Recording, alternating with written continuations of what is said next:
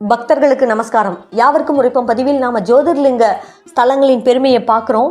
அந்த வகையில் இன்னைக்கு நாம தமிழ்நாட்டில் இருக்கக்கூடிய ஒரே ஒரு ஜோதிர்லிங்க ஸ்தலத்தை பற்றி தான் தெரிஞ்சுக்க போகிறோம். அந்த ஸ்தலம் எது? ராமேஸ்வரம். ராமேஸ்வரத்தில் பர்வதவர்தினி அம்பாள் சமேத ராமநாத சுவாமி அருள் பாலித்து கொண்டு இருக்கிறாங்க. அவங்கள பற்றின மகிமையை தான் தெரிஞ்சுக்க போகிறோம். இந்த ஸ்தலத்தில் ராமபிரான் வழிபட்டிருக்கார். அதனால் இதுக்கு கூடுதல் சிறப்பும் இருக்குது. இந்த ஸ்தலத்தை பற்றின பதிவை நான் ரொம்ப விரிவாக அழகாக சொல்லியிருக்கேன், ஒரு 6 நிமிஷ வீடியோவாக. அப்புறம் ஏம்மா இப்போ போட்டிருக்க அப்படின்னு நீங்கள் கேட்குறீங்க. அதுக்கு ஏன்னா அந்த பதிவில் ஒரு முக்கியமான 2 விஷயத்த சொல்ல தவறிட்டேன். அதை நான் உங்ககிட்ட பகிர்ந்துக்கணும்னு ஆசைப்பட்றேன். அதனால தான் இந்த பதிவை போட்டிருக்கேன். அதில் என்ன தவறிய விஷயம்னா, உப்பு லிங்கம் அங்கே இருக்குது. அது என்னம்மா உப்பு லிங்கம்? ஆமாம், ஒரு சமயம் இந்த கோவிலில் இருக்க லிங்கம் மணலால் செய்யப்பட்டதல்ல, இது சும்மா கட்டுக்கதை. அப்படி இருந்த அபிஷேகத்து போது மணல் கரைஞ்சி போயிருக்காதா அப்படின்னு விதண்டாவாதம் பல பேர் பண்ணாங்களாம்.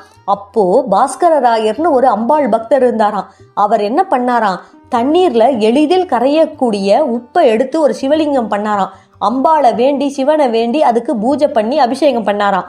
உடனே என்ன ஆச்சா, அந்த சிவலிங்கம் உப்பு லிங்கம் கரையவே இல்லையாம். இதை பார்த்ததும் அத்தனை பேர் அசந்து போய் நின்னாங்களாம். அப்ப சொன்னாராம் இந்த அம்பாள் பக்தர் பாஸ்கரராயர் அந்த விதண்டாவாதம் பண்ணவங்களை பார்த்து, சாதாரண மனுஷனான நான் உப்பு லிங்கம் செஞ்சு பூஜை பண்ணதுக்கே, பயபக்தியோடு பண்ணதுக்கே கரையில, சீதா பிராட்டி பண்ணியிருக்க மணல் லிங்கம் மட்டும் கரைஞ்சிடுமா என்ன? சீதா தேவி எப்பேற்பட்ட தெய்வம் அப்படின்னு சொன்னதும் தான் எல்லாரும் மன்னிப்பு கேட்டாங்களாம், தங்களுடைய விதண்டாவாதத்தை விட்டுட்டு. அப்பேற்பட்ட சிறப்பு வாய்ந்த இந்த உப்பு லிங்கம் ராமநாத சுவாமி சன்னதிக்கு பின்னாடி இருக்கான். நாம பிரதட்சணம் பண்ணி வரும்போதே பிரகாரத்துல இந்த உப்பு லிங்கத்தை தரிசனம் பண்ணலாம் அப்படின்ற விஷயத்தையும் உங்ககிட்ட சொல்றேன்.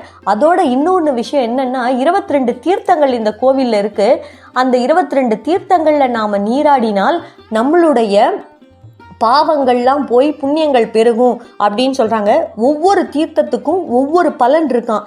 அதனால தான் நான் உங்களுக்கு இந்த ராமேஸ்வரத்தில் விடுபட்ட இந்த 2 விஷயத்தையும் உங்ககிட்ட சொல்லியிருக்கேன். முக்கியமாக முழு விளக்க கதையுக்கான லிங்கையும் நான் கொடுத்துருக்கேன். அவசியம் அதை பார்த்து இறைவனின் அருளை பெற்றுக்கொள்ளுங்கள். நன்றி. ஓம் நம சிவாய. சம்போ சங்கரா சாம்ப சதாசிவா போற்றி போற்றி.